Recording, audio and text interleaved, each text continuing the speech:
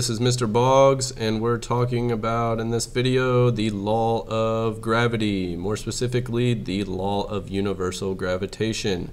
So if we look at that word universal, this law doesn't just talk about gravity on Earth, it talks about gravity between objects in the entire universe, so how gravity affects all objects in the universe. So you may have heard of the story of Isaac Newton and the apple dropping onto his head. And it gets him thinking, why does the apple always have to fall down or toward the surface of the earth? Or you may have heard the phrase, what goes up must come down. And is that really what gravity is, that when you throw an object up, that it has to come back down toward the surface? Well, it kind of is, but not really. So let's look at the formula for finding the gravitational force between two objects. So if we look at it, F is going to be equal to the force of gravity, where G is the gravitational constant, M1 is the mass of object 1, M2 is the mass of object 2, and R squared is the distance between the centers of the two objects. So anytime two objects are attracted to each other, they're being pulled toward the centers of those objects. But what does this all really mean? What does this formula mean? And it means everything is attracted to everything else. So if you are an object and you have a mass, then you're going to be attracted or have a gravitational pull. So if you're a lamp, it has a mass, so it's going to have a gravitational pull. The rainbow breathing Godzilla here has a mass, so they're going to be attracted to each other. So you may be thinking, well, I have a mass, do I have a gravitational pull? And the answer would be yes, you do have a gravitational pull. And even the chair that you're sitting in has a gravitational pull, or the screen that you're watching this YouTube video on has a gravitational pull. And so that may lead you to wonder, well, why isn't the screen being attracted to my face right now? Why isn't it stuck to my face? And the answer is that you just are too small of an object to really have an effect on other small objects. And you may be thinking, I'm not that small of an object, but you got to remember that we are comparing you to objects in the entire universe. So you compared to a planet or our sun or another sun that's bigger than our sun, you're a pretty small object in the scheme of things. So the size of an object kind of determines how much of a gravitational pull you have. So if we are an astronaut and we're standing on the moon, and then you went to the earth and you're standing on the moon, but if you jumped in both places, you would be able to jump a lot higher on the moon than you would on earth. And that's because the moon is just a smaller object and it has a smaller gravitational pull.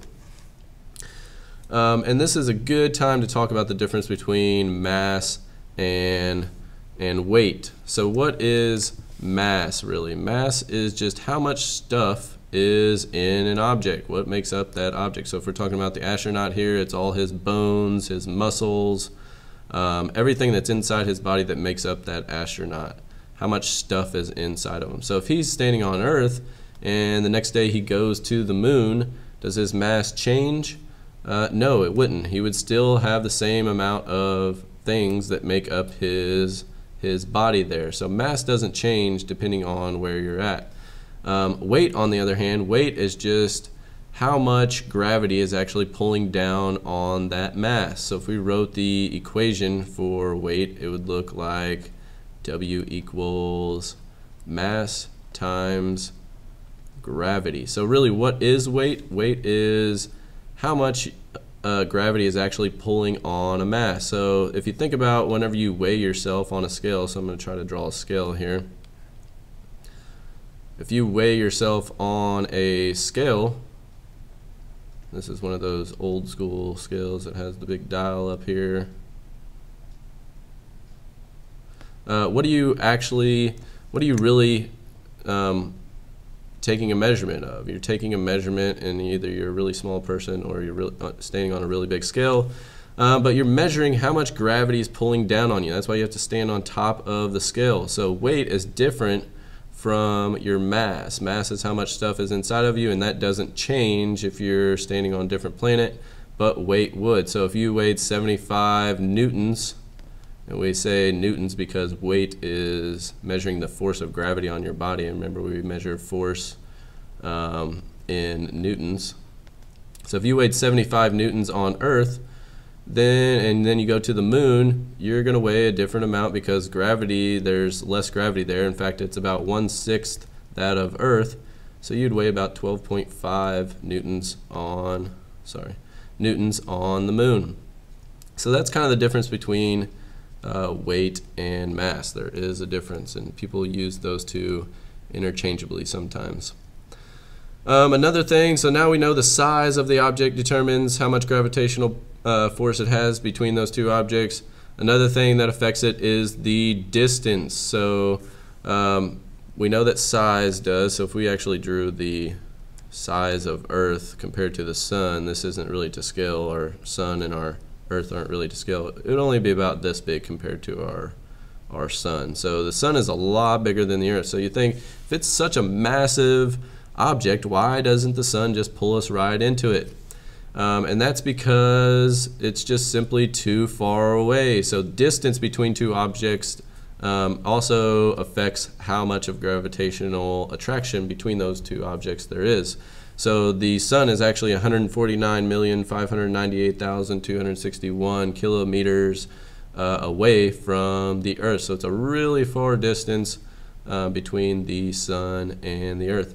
And gravity between two objects really drops off a lot, and you don't have to be that far away from it. So even if we're this far away from the Earth, it starts to drop off dramatically the further you get away from the Earth. So you can think of gravity the way you can think of magnets. So they kind of behave in the same way. If we have two magnets and we hold them far apart, there's not going to be that great of an attraction between those two objects. But if we move them closer, you can start to feel that attraction between those two magnets. It's going to be a lot stronger if they're closer together. And also, if you have a bigger magnet, you're going to have more of a pull with a bigger magnet. So remember, I'm not saying that magnetism and gravity are the same thing. I'm just saying that they behave in the same way. So one thing, I just want to kind of give you guys some cool examples here of gravity and how it works.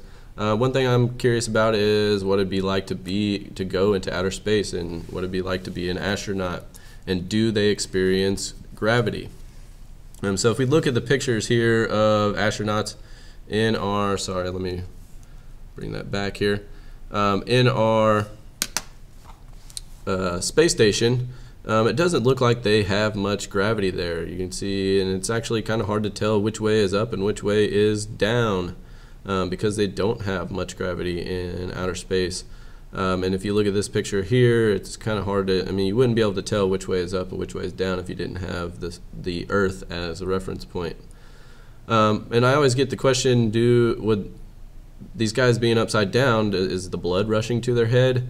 And it's probably not, because they're not on the surface of the Earth. If you're on the surface of the Earth and you're upside down, you have a lot of gravity, and gravity is what pulls that blood and rushes it to your head. It's pulling it down and makes it go to your head. They don't have as much gravity in the space station. So do astronauts experience gravity while they're in the space station? And the answer is yes. So if we look at what the space station is actually doing, it's just out there and it's orbiting around the Earth. So it's just going around the Earth, and it's in orbit around the Earth, and it's using Earth's gravity to do that. If it didn't have any of Earth's gravity, then once it left the atmosphere, it would just continue to go on and on out in space in a straight line, unless it had an unlimited amount of fuel that could keep it going and keep changing its path around the Earth. But eventually we'd run out of fuel. We wouldn't be able to have enough fuel on board to keep it in that path. So it has to use Earth's gravity. It just has to reach a certain speed to actually get into orbit around the Earth. And so I want to give you an example to kind of explain how that works. So if I have, this dot would be you, and you could throw we'll just say if you could throw a baseball at a really high speed. So if I could throw that ball really far, then it would go and go, and eventually it would come back down to the Earth due to gravity. If I could throw it even further, what would happen? It would go a little bit further and then eventually come down to Earth. If I could throw it even further than that, then you could throw it halfway across the world here. So eventually it would come back down to Earth. If I could throw it even further than that, then it would go around and eventually come back down. But eventually I'm going to reach a fast enough speed or enough velocity to where you're going to make that baseball go into orbit. And so what is happening when an object is in orbit? It's actually in free fall. So it would just keep going if it could keep that same velocity. And the reason it can keep that same velocity is because they're in outer space and there's no air resistance in outer space, so that they wouldn't slow down. And if you're at a fast enough speed, remember that gravity is pulling all objects toward the center of the Earth. So at every point when it's traveling around the Earth, gravity is pulling it toward the center. So what does that mean to be in free fall? So let's define what free fall is. It's when an object is falling and you're only dealing with gravity. So you don't deal with air resistance. You don't have any friction. You take friction out of the picture, and you're only dealing with gravity. So gravity is pulling on the space station, but since you're up here outside of our atmosphere, then you don't have that air friction to slow it down. So gravity's constantly pulling it down, but once you reach that speed, you're going to continue at that speed because you don't have air to slow you down. So really, you only have to have enough fuel to get up to that speed, and then you'll be in orbit around the Earth, and you'll use Earth's gravity to kind of hold you to that in that orbit. So that's what satellites do. That's what the space station does when it's in orbit around the Earth. It's using Earth's gravity to keep it in outer space, but it's in constant free fall.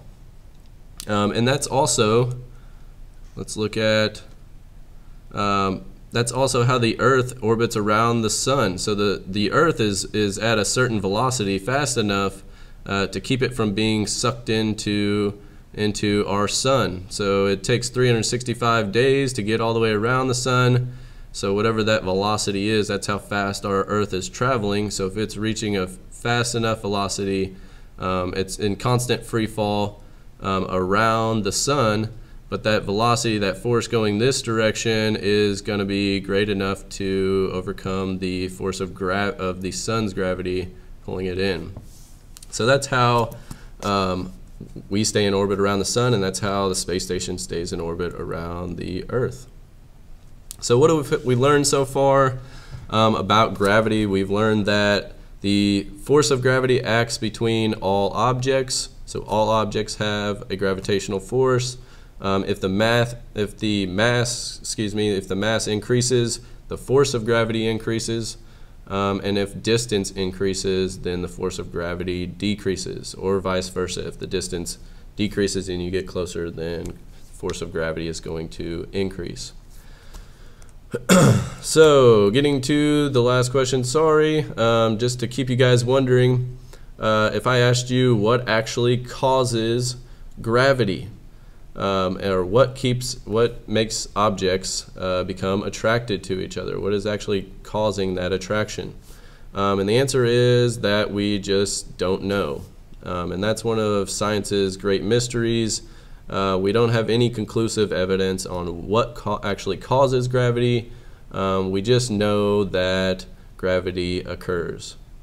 So that's the end of the video. I hope it was helpful, and I'll see you next time. Thanks.